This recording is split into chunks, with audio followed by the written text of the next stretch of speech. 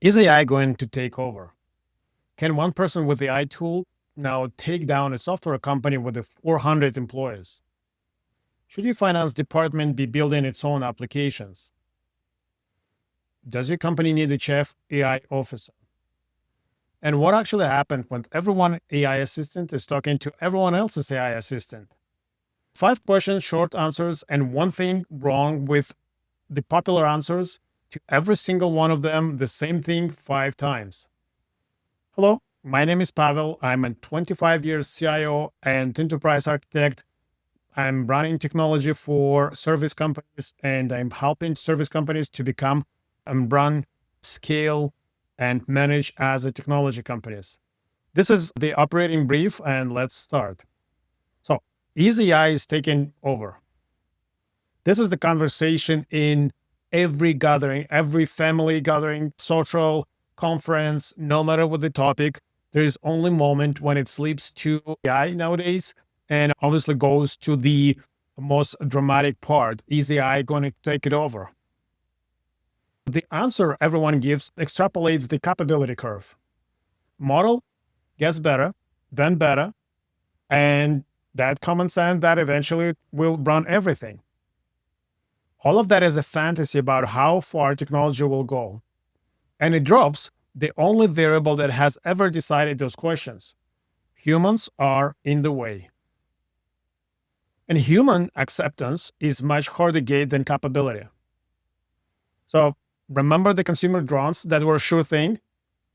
I remember when I saw the first one, I was in the mountains, we were skiing, and I see the group of people flying the thing, drone, that take picture of them. That was amazing. That was like in a sci-fi movie. And it just flies over and that slowly descend and landing next to them when they're done. The flying camera that follows you down the ski hill and gets that perfect shot. It was everybody's fascination. And before it was ever really adopted, it got banned nearly everywhere. You cannot fly one over the beach, a park, a neighborhood. The public looked at this and decided that's a spy, done, case closed. You can rarely find it, someone flying a drone nowadays. And if someone tries, people are really get pissed. That's the end of it. Technology didn't fail and it worked perfectly. Glasses, the smart glasses, AI glasses. When Google Glass introduced the project, that looked like a definite future. And it was killed.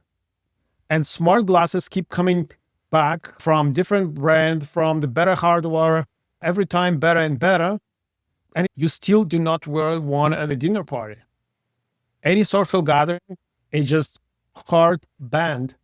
You cannot walk in a conference and people, if they suspect, will ask you straight in your face if you're wearing smart glasses because they know that the camera on your face recording people who didn't agree it. So it's socially dead, no matter how good glasses gets. In both cases, technology won and the human said, no way. So when someone tells AI is inevitable because the model keeps improving, they modeling the easy half. Capability was never the deciding variable, permission is. Can a solo builder now take on SaaS giant? There's a lot of excitement about this one, and I understand it. I have to admit, I even fall prey to it myself.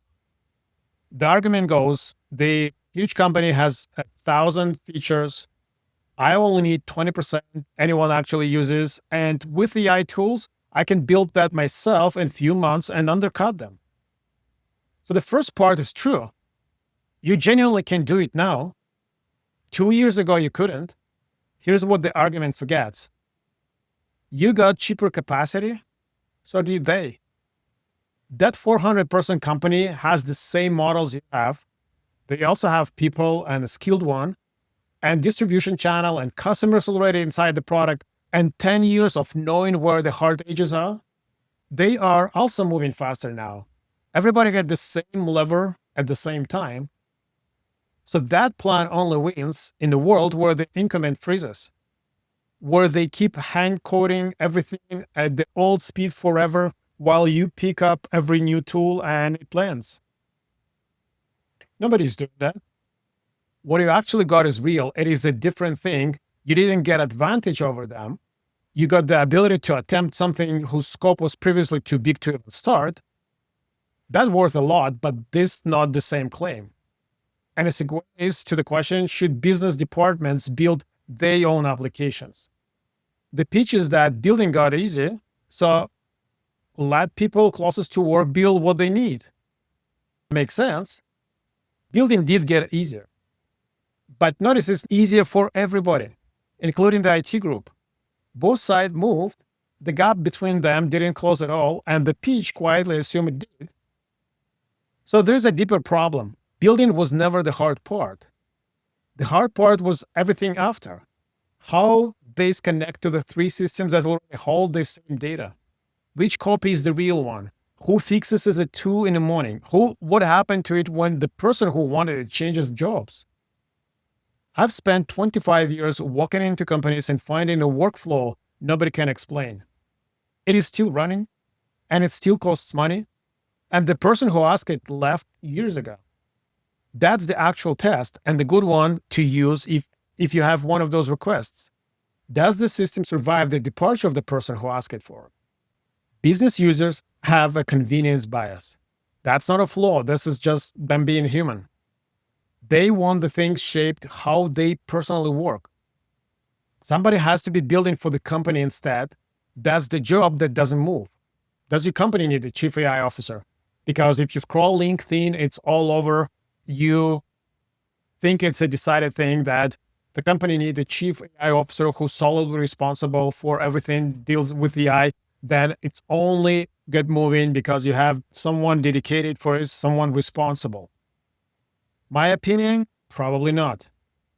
And here's the reason.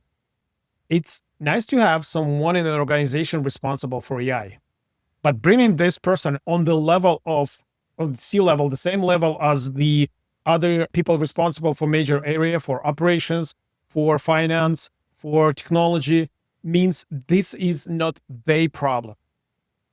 Operations says, AI, not my thing. Finance, and even technology said, yeah, not my thing. Of course, it doesn't work.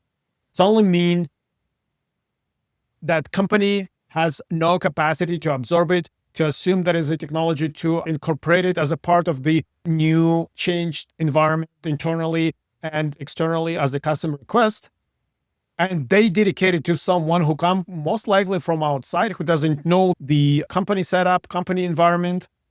So having someone responsible for a new piece of technology somewhere in the hierarchy is not a bad idea. So bringing it to the executive level is probably not a good choice. It's just just distancing every other functional area from that area to say, this is us, this is them. What happened when everyone's assistant talks to everyone else's assistant? Now everyone is talking about Grok bot. This is new agent that is by far better than OpenClaw agent and by Hermes agent, and you can talk to it, you can help it to run your life. And people come up with the same examples over and over again. Read your emails, create your digest, read your news, create your digest, and join the family chat and speak in your voice, maintain the conversation, agree on a dinner, agree on a birthday message, and schedule it in your calendar. And you, like a big boss, will see that the calendar, the dinner confirmed. This part only works when you remove yourself, hypothetically, from the family chat and everyone else is stay. And you still there, but machine replaces you. It does not take into consideration so that at some point, everyone will leave the chat and it will be machines in speaking in your family voices, talking to each other, agreeing on the dinner and synchronizing the calendar. How it is a family chat. So the whole value of taking yourself out of equation depends on everyone else staying in. It is a free rider trick, and it dies the moment it becomes normal, because in the relationship, being there is the product. So 5 questions, 5 popular answers, and the same flaw in every one of them. Each answer models the technology and forgot the people. That's the whole pattern. That's all for today. You can check my other videos. And in the meantime, have a great day, and I'll talk to you next time.